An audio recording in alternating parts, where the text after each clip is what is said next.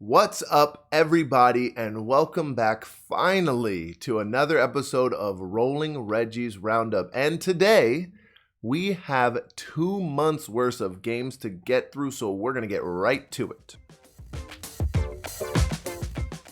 Starting out, I just gotta talk about my amazing trip to Dice Tower West in Las Vegas in early March. And so I'm gonna go through the 20 plus games that I played. I'm gonna spend like one sentence on each of the new ones that were to me here. So I'm getting my notes out and we're gonna go through them as fast as I can. So I started out with the game of Flamecraft. It's definitely in the hot games section, new hotness, really exciting. I've been just wanting to try this out, and it is a beautiful production worker placement game about cute little artisan dragons, and it's a big resource management game. I will be honest, it was actually a lot lighter and more welcoming than I had anticipated for how big of the production is, but wow, what a beautiful game. Lives up to the hype. I really would love to show this to my friends, especially non-gamer friends. I think if you're a hardcore gamer, it actually might be a little too light for you, but the art itself and the production quality just brought it up to a really great game for me. The next two games are from All Play, formerly known as, oh my gosh, I forget what they're called. All Play, that's their new name now. Their branding is just that good. But they do these nice medium-sized box games, and then they do these small box games, and I was very intrigued. I've wanted to try a lot of them for a while. I tried Mountain Goats, which is a little bit of a dice manipulation game, King of the Hill against other players, and that was really fun, but didn't really grab my attention as much as Dandelions did, which I just recently talked about on our Family Plays Games FPG Voices, but it is just a great little small box game, 2 to 3 players with beautiful, colorful dice, and it's all about area majority. It kind of reminds me of like a modern day backgammon, which is a weird thing to say, but it really was kind of the gameplay mechanics, and I loved it, and I bought it immediately. It was my first purchase of the con, and I had no regrets at all. Next up, I was able to try a new Unmatched set that is out. I'm a big fan of Unmatched. I really don't want to buy the games physically. I really just hope one of my friends ends up buying them all so I can play them, but we play on Steam a lot lately. It's been great, as you've maybe heard in other videos. And there is now Houdini versus the Genie, and I gotta say the Genie is OPAF. I won pretty handily against Houdini. I get to draw a lot of extra cards, which puts you at risk of running out of cards in the deck and losing, but it was really awesome to be able to do multiple actions and just a really cool matchup, and I believe it was a fan decision to pick those two characters, and really was a great surprise for me. And always love Unmatched, but it was cool to play like the newest, fresh version of Unmatched. Okay, then after this, I got the absolute pleasure to be taught 3 games by Nick Murph of The Brothers Murph. It was really awesome. We met up. Ruel was with him as well. He went off to play his own games, but awesome to meet him also. And I got taught 3 games. So we're going to start with Atiwa, whatever you want to call it, the new Uwe game. It's about fruit bats and spreading their seeds, basically like, pollination across parts of Ghana. And so I was really, really intrigued by this theme because I love fruit bats. I actually have a tattoo of a fruit bat, and I also love Uwe and have been trying to learn some of his medium to heavier games. It was just a pleasure, to be honest. It has this really cool mechanic of taking items off your personal board onto these little tiles and then returning them to your personal board. And there's kind of this tug and pull to earn different types of resources and get bats and get fruit and feed your villagers. Really, really interesting game. I only got to play it the one time. I was absolute trash at it, but I enjoyed it nonetheless, and I'm glad I got to play it at a convention, and thank you, Nick, for teaching that one. The next one that he taught was actually called Whirling Witchcraft, which I have been wanting to play for a long time since I first got into the hobby, and interestingly enough, it's pretty simple engine building game where you are trying to use resources, use certain ingredients to make these other potions complete, and you are passing your completed potions to your right. And so people are bringing new potions towards you and trying to make your cauldron explode or overwhelm, and you're trying to do the same with the person on your right. And the first person to make someone else explode wins the game. It really was not my game, and it had a lot of little weird things with it that we just weren't fans of, like not enough cubes, and it just kind of felt fiddly at times. It really was the first game of the con, and first game in a while that I was truly disappointed in, and so that was Whirling Witchcraft. And then the other one that really was a hit was It's a Wonderful World. And now I gotta just say, this game is really doing itself a disservice with the name, and just I don't love necessarily the cover either. It doesn't draw me in. Other people say otherwise, but like, I don't really know what it's about by it's being called It's a Wonderful World, but it is a closed drafting engine building game, and it is excellent. I'm another game that my friends are much better at than me. I do love engine builders in general. I think the closed drafting, I'm still working out the kinks, but we have played it so much on Board Game Arena since playing this in early March in person. The little cubes, the decision making, the speed in which the game goes, it is just lovely, and I cannot believe it took me so long to play this one. Definitely one of my favorites of the con. You know, looking back on it basically 2 months ago, now that I've played it more, it definitely has grown on me a lot, and it will be a staple in my game group probably for a while. Okay, then I moved on to some two-player games. My buddy Phil came with me, and we played a lot of games. He's a great gamer, and the two that we played were Splendor Duel and Chai Tea for Two. Chai Tea for Two was taught to me by the designer a while back, so I've always had a soft spot for it, but playing it again, learning the rules or relearning the rules on my own, I was definitely a little confused, and it definitely took us some time to get used to it, but I still enjoyed my play. I just think Splendor Duel kind of took the cake here as the two-player game that I just want to have in my collection so bad. I tried to order it online on Fun Again, but it sold out pretty quickly. I will probably get my hands on a copy and convince my wife to play soon. Very similar to the Splendor original with a new drafting of the token mechanic. And it is just so great to have 3 different paths to victory, to be able to play Splendor, which was already great at 2 players, but specifically designated for 2 players. And the little bits and pieces in the components especially are just so great. I cannot sing Splendor Duel's praises enough. What a great game. Cannot wait to have it in my collection. Moving on, we started playing some really unique games. I'm going to give another shout out to this group of people in a bit. But the Thinker Themer crew, also known as the Joey fam, were so welcoming. They kind of, zoned off an area for just the Joey fam. They started calling it the Outback because they're Australian, which I think is very clever. And they just kind of welcomed Phil and I in with open arms, and we kind of hung out there for pretty much 36 hours straight playing board games, and it was really awesome, and I'm very grateful for them. So some games that like Don and Nathan and Lisa taught us, number 1 was Block and Key, which is a really cool polyomino game with these heavy 3D polyominoes and 2 levels.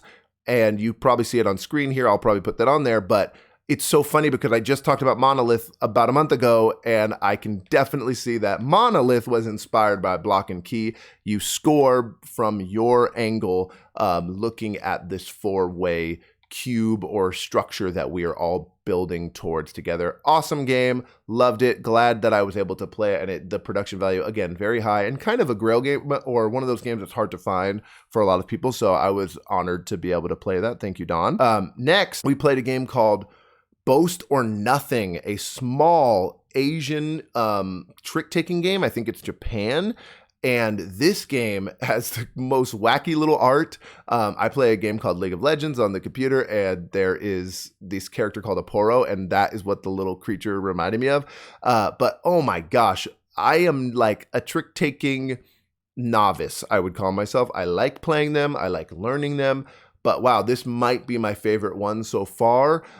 It's simple enough that people who aren't great at trick-taking can enjoy it, but also if you kind of know card games and things a little bit, it's got that little bit of edge in how you are either trying to go for 0 tricks or 1 trick, but once you get to 2 in the player count that we were playing at, you no longer score. And so there's these little cards that just allow you to just get out of the trick.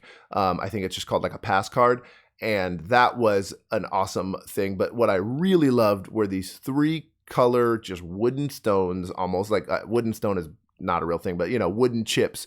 And they were yellow, blue, and red. And based on how they were stacked was which was the Trump suit and which was the super Trump suit. And that alone just made a nice, quick playing, lovely game. And I was very glad that I was able to play that. So thank you, Lisa. Okay.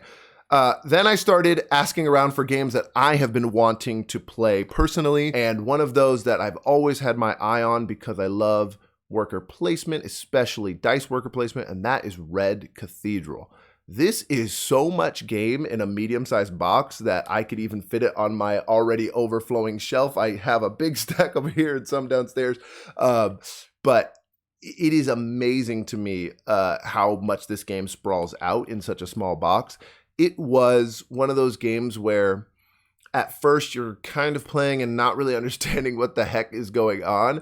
And after it gets rolling, you're like, oh, this is really cool. And I just got to say that it was a unique experience for me and one that I really want to play again. Many folks say that it's essential to play with the first expansion as well. I forget the name of it at the moment, but we played the base game and I thought it was a great game. So I'm really excited to play Red Cathedral again in the future, but that was a great con game, especially playing with a few folks who knew the mechanics as well. That was a good experience for me, Red Cathedral. Next up, I was sold on a game by the All Play staff at Dice Tower West, and they were saying that it blows Cascadia out of the water and came out of the water and came out in 2016 or so. Oh my gosh. Cascadia is a 2021 game and Habitats is a 2016 game. I was right. And I'm like, what is this game that blows Cascadia out of the water but came out way before it, right? And so I'm like, let's try that out. I'll be the judge of it. And I just have to say, as a Pacific Northwesterner who loves Cascadia, who got to meet Randy Flynn briefly, I really loved Habitats. I don't know if it's absolutely blows it out of the water, but it was awesome. So it is, instead of hex tiles, it is square tiles with a bunch of different types of flora and fauna. So plants, bumblebees and butterflies and a bunch of different, I think, African savanna type animals. And you are in a little like safari jeep moving through to draft the tiles and building out the best habitat you can in any direction, which is why I think it's so similar to Cascadia. And played it at 2-player. And I will say we got the best tie score I've ever seen in any game.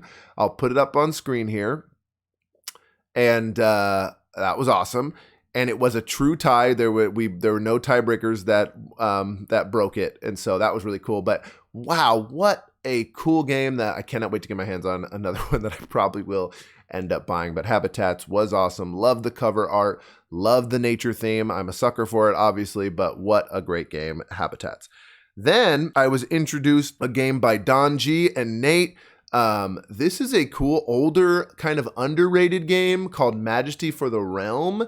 And it is a simple drafting game. It's called a Dutch draft, I think is what it's called. And if you want the card that's 5 to the right, you have to drop 5 cubes on it, or I think they're meeples.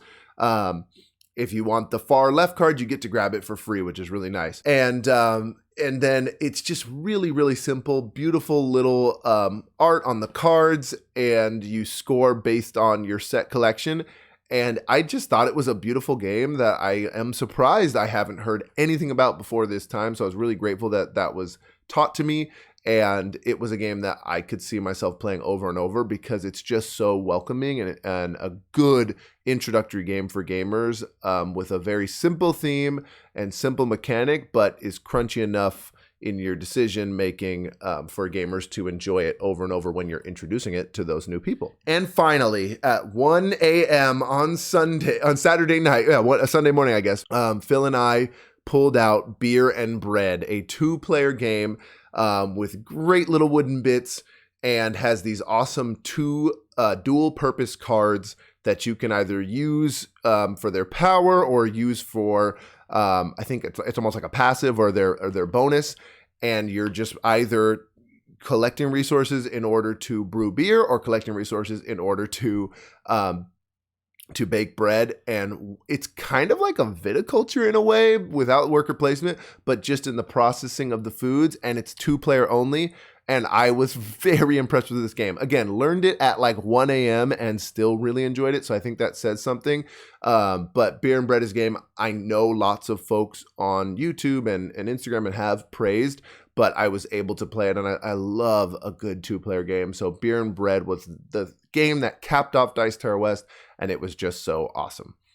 So I'm just going to say again, thank you to Thinker Themer and your whole crew. It was so awesome to get to play with a lot of you and try candies and treats from all over the world, which was really awesome. And then also thanks to Dawn for gifting me a game, which I will talk about in a few minutes.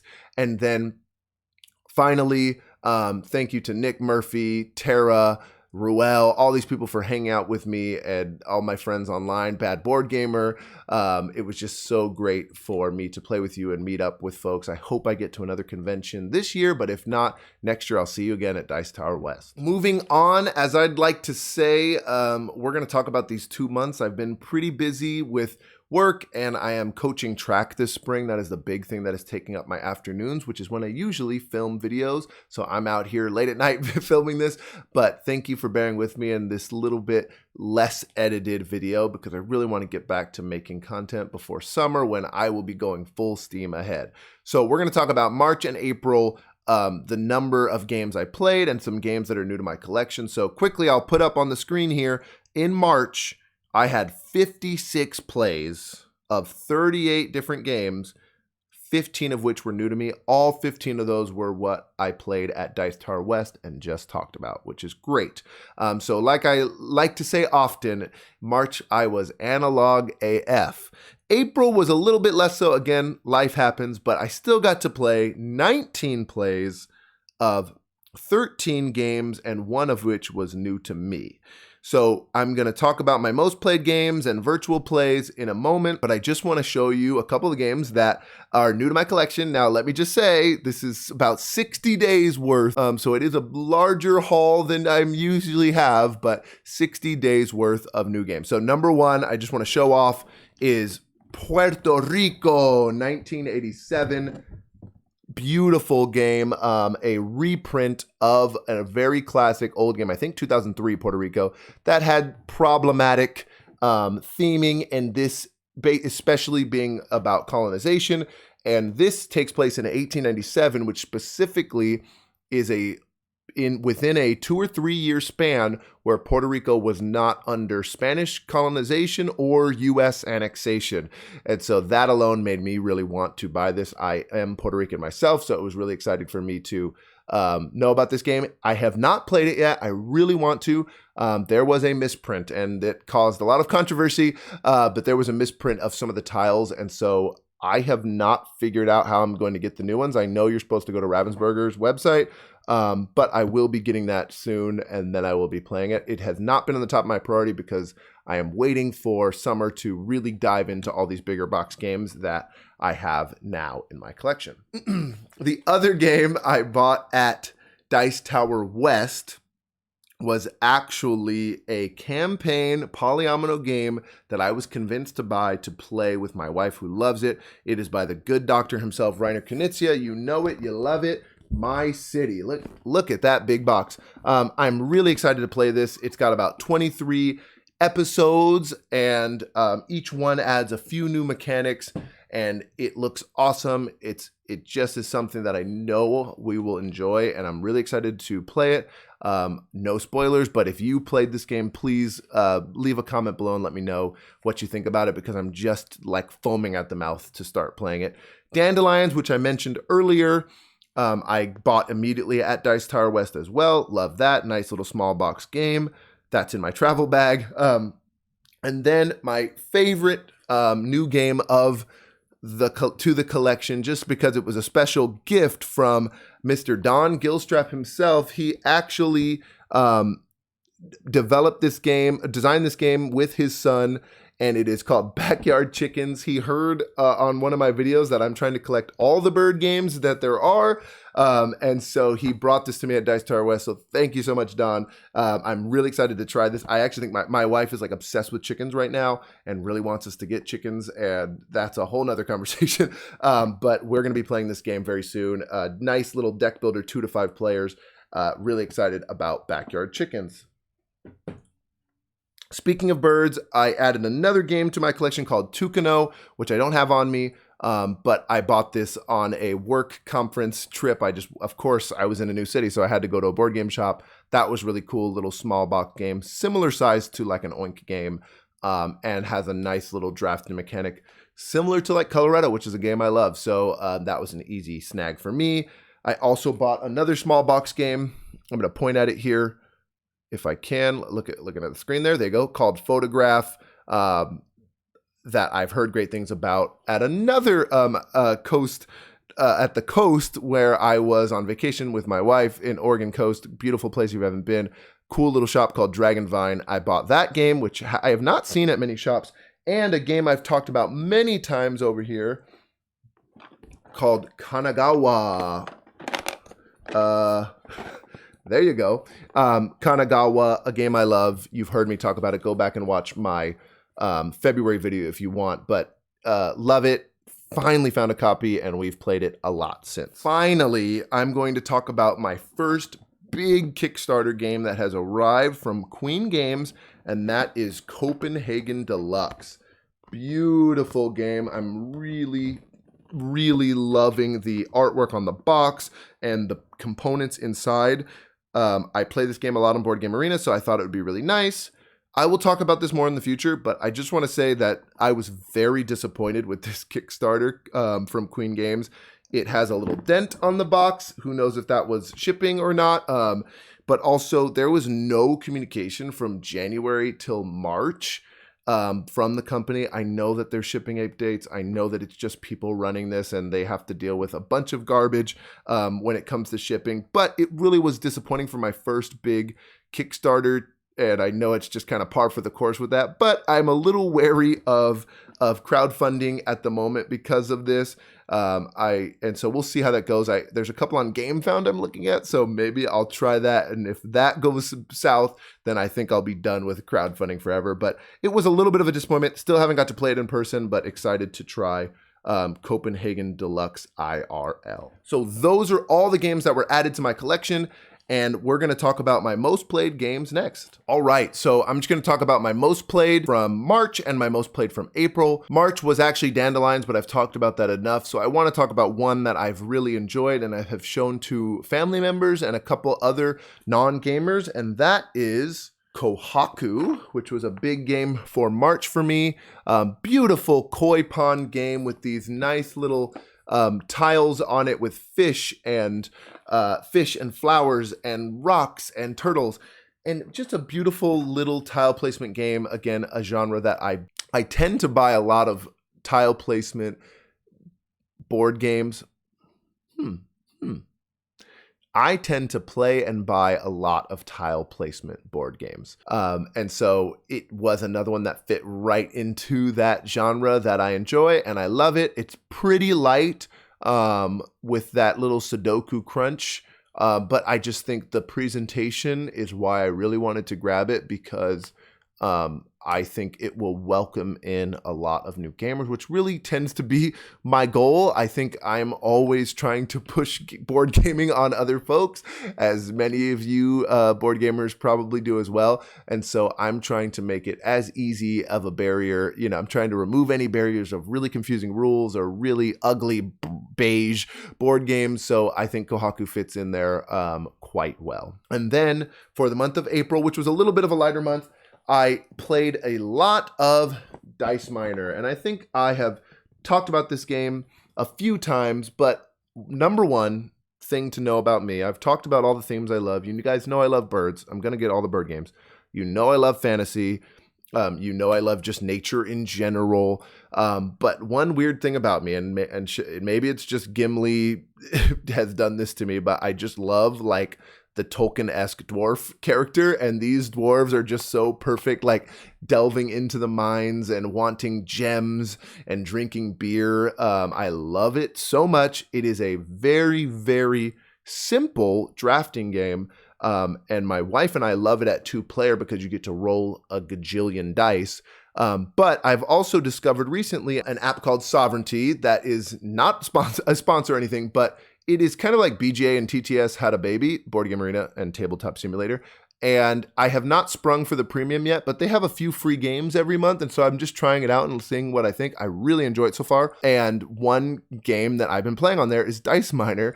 And I'll show you some pictures here. It works so great. And then I've also played it in person. So Dice Miner has been a really nice quick game for me to get in and sneak in this month where I've been busy with work and life. And so that's really exciting that I've been able to do that. And so I'm really grateful to Sovereignty for letting me play one of my favorite games with my friends who live in different areas. Finally, I want to talk about one more virtual game that I've been obsessed with on Board Game Arena, and that is called Spots by CMYK. They're also known for making Monikers, one of my favorite party games. And it is a wonderful little dice placement game where you are placing dice on the spots on the spots of a dog. And so the pips on the dice match up perfectly. The dogs have these cute, cute little names, and it is actually a really good push your luck dice placement game. I really urge you to check it out on Board Game Arena or in person if you like dogs or if you like dice games. I will be adding it to my collection as soon as I find it at my friendly local game store.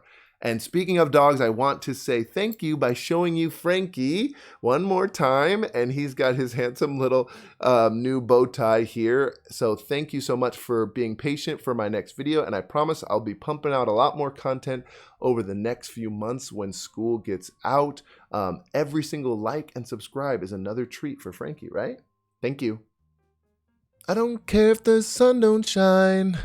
I do my drinking in the evening time when I'm in Las Vegas.